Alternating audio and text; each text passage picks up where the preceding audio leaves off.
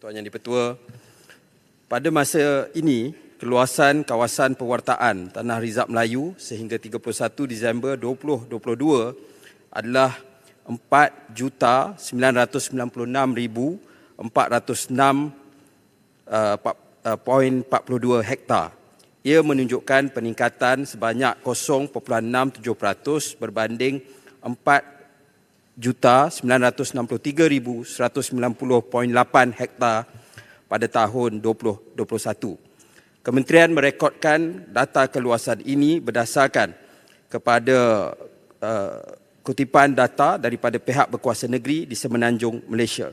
Secara keseluruhannya, semua negeri mencatatkan peningkatan Tanah Rizab Melayu. Statistik keluasan Tanah Rizab Melayu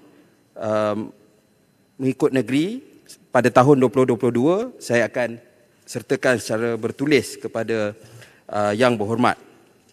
Bagi maklumat perincian mengenai pembatalan dan penggantian Tanah Rizab Melayu di negeri, ia direkodkan oleh pihak berkuasa negeri masing-masing.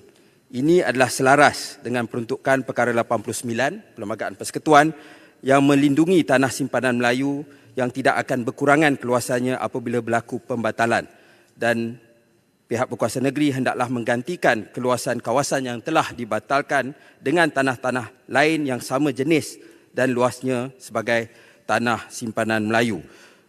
Sekadar butiran sedikit, kalau kita lihat secara terperinci antara tahun 2021 dan 2022, setiap negeri mencatat peningkatan Tanah Rizab Melayu kecuali Kedah yang menurun daripada 781,888.93 hektar kepada 716,537.28 hektar.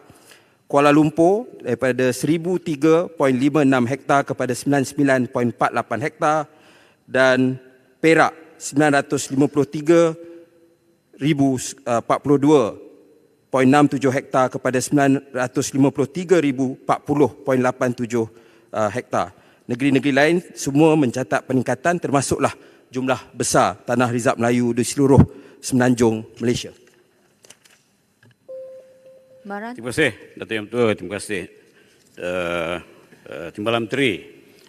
Di akhir-akhir ini, hak keistimewaan, kedaulatan orang Melayu, Islam dan juga Bumi Putera semakin berani dicabar dan digugat.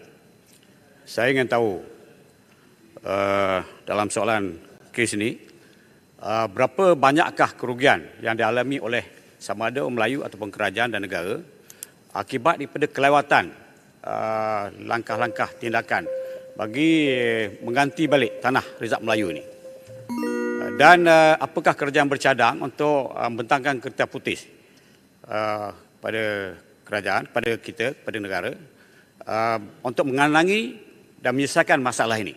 Kerana ada maklumat laporan diberikan bahawa tindakan mengambil mengusahakan ataupun menyegerakan penggantian Tanah Rizab Melayu ini agak perlahan dan perlu disegerakan. Terima kasih. Terima kasih Yang Berhormat Maran. Terima kasih Tuan Yang di-Pertua. Saya tidak tahu sama ada Maran dengar atau tidak jawapan yang telah diberikan. Tanah Rizab Melayu tidak berkurangan. Kalau berkurangan di negeri Kedah. Negeri Kedah boleh bertanya kepada Kerajaan Negeri Kedah. Di Kuala Lumpur ada berkurangan sedikit, dan di Perak pun berkurangan sedikit. Ada. Kejap, ni saya jawab Maran. Jadi dia daripada peringkat awal Maran bertanya dalam soalan dia pun dia meletakkan andaian bahawa Tanah Rizab ini telah berkurangan. Sedangkan jawapan dia jelas, ada dibangkitkan sebelum ini pun kita telah jawab, jumlah Tanah Rizab Melayu tidak berkurangan. Jadi sebab itu bagi saya tidak ada kerugian dari sudut itu, dan pendekatan yang diambil di peringkat kerajaan negeri pun ada dua pendekatan. Sama ada ganti sama luas ataupun kadang-kadang dilihat daripada segi nilai strategik. Sebab mungkin keluasan dia berbeza tetapi nilai dia sama. Jadi itu pun diambil kira di dalam sudut penggantian Tanah Rizab Melayu. Jadi tidak perlu ada kertas putih tentang soal ini. Dan sebagaimana kita sedia maklum, akhirnya soal Tanah Rizab Melayu ini terletak di bawah bidang kuasa negeri seperti yang disenaraikan di dalam butiran 2B Senarai Negeri Jadual ke-9 Perlembagaan Persekutuan selaras dengan pembahagian bidang kuasa perundangan dalam perkara 74 Perlembagaan Persekutuan. Jadi sebab itu hal ini kalau di peringkat persekutuan ada dibincangkan menerusi mesyuarat Majlis Tanah Negara yang ada Yang Berhormat Perdana Menteri dan juga menteri besar dan ketua-ketua menteri dari seluruh negara. Saya jemput Wan Sah maju. Terima kasih Puan Yang di-Pertua. Di Kuala Lumpur, dalam satu laporan berita harian mengatakan bahawa Kuala Lumpur hanya tinggal 3% tanah reserve Melayu. Adakah kerajaan bercadang untuk memperkasakan undang-undang untuk melindungi tanah-tanah reserve Melayu di masa-masa yang akan datang? Terima kasih.